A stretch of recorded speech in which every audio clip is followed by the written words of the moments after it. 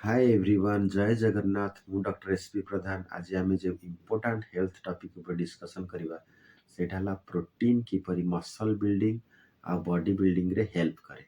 Normally आम जो खाद्य खाऊे ता बेसिकली तीन टा टाइप रो पोषक तत्व कंटेन करता है। कार्बोहाइड्रेट, प्रोटीन आ फैट।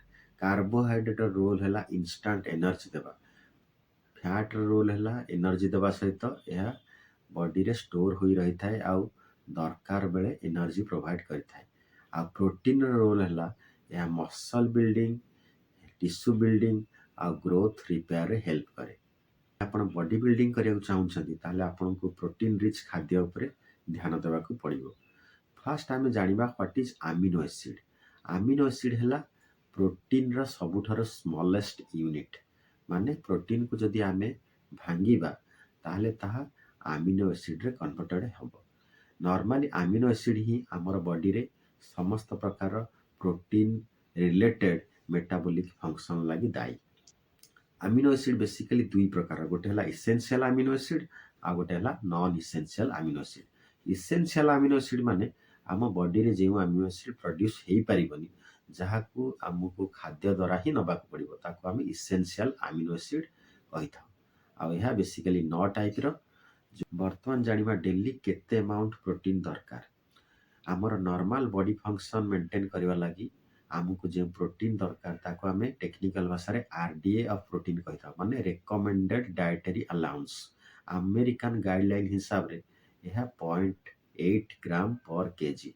सपोज गोटे लोकर ओजन 50 केजी अछि ताकू मिनिमम 40 ग्राम प्रोटीन दरकार। आउ जो माने रेगुलर एक्सरसाइज करूछंती कि बॉडी बिल्डिंग करूछंती कि स्ट्रेनर्स एक्सरसाइज करूछंती सेमानकु अधिक परिमाण रे प्रोटीन दरकार। आ से माने 1.5 ग्राम पर केजी हिसाब रे मध्य टॉलरेट करि परिबे। बर्तमान आमे प्रोटीन रो सोर्स ऊपर डिस्कशन करबा। गोटे हला नॉन वेजिटेरियन सोर्स आ गोटे हला vegetarian source. Non vegetarian source रे जो प्रोटीन मिलता है सेथिरे इसेंशियल अमीनो एसिड भरपूर मात्रा रही थाए। फास्ट एग माने अंडा, गोटी अंडारू पाखापाखि 6 ग्राम प्रोटीन मिलता है। आउ एथिरे जो अमीनो एसिड कंटेन करिथाए ताहा बहुत हाई क्वालिटी जेपरि कि ल्यूसीन। ल्यूसीन मसल बिल्डिंग रे हेल्प करे। नेक्स्ट फिश, माछरे मध्य बहुत प्रकार हाई क्वालिटी प्रोटीन मिलता है।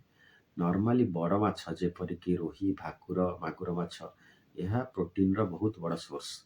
आ समुद्र माछ जेपरि कि सामन, ट्यूना, मकरेल यह मध्य प्रोटीन रे भरपूर। 100 ग्राम माछरू पाखापाखि 17 रु 20 ग्राम प्रोटीन मिलता है। चिंगुड़ी मध्य प्रोटीन रो गोटे रिच सोर्स।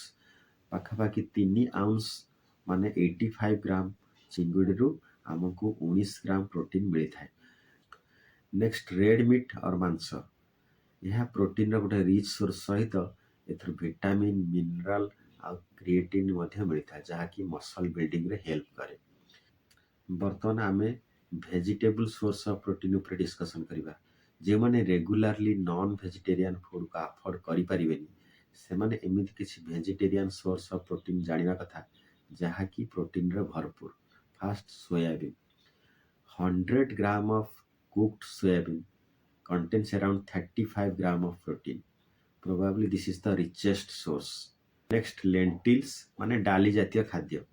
डाली जातीय खाद्य प्रोटीन रे भरपूर जेपरि कि बीरी डाली, मुग डाली, हरड़ डाली, मसूर डाली ए सब रे प्रोटीन भरपूर मात्रा रही छी। पाखापाखि 100 ग्राम डाली रु 20 रु 24 ग्राम प्रोटीन मिलता है। नेक्स्ट ग्राउंड नट बा देसी बादाम, पाखापाखि 100 ग्राम बादाम रु 20 रु 22 ग्राम प्रोटीन मिलता है।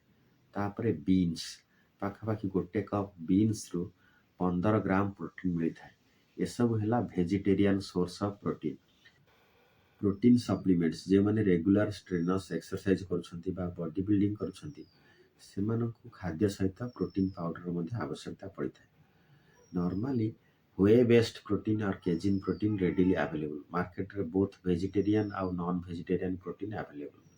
किंतु प्रोटीन पाउडर यूज करिया आगु गोटे न्यूट्रिशन स्पेशलिस्ट रो कंसल्टेशन करे देवा कथा। अधिक परिमाण रे प्रोटीन खाइले कौन क्षति हुए?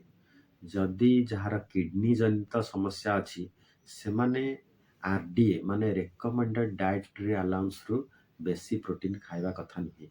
यह किडनी उपरे प्रभाव पकई थाए। आशा करुचे आज सेसन आपण मानक बहुत भल लगी। जदि भल लगी थाए please share and subscribe to my channel doctor Pradhan Odia health tips. Thank you so much.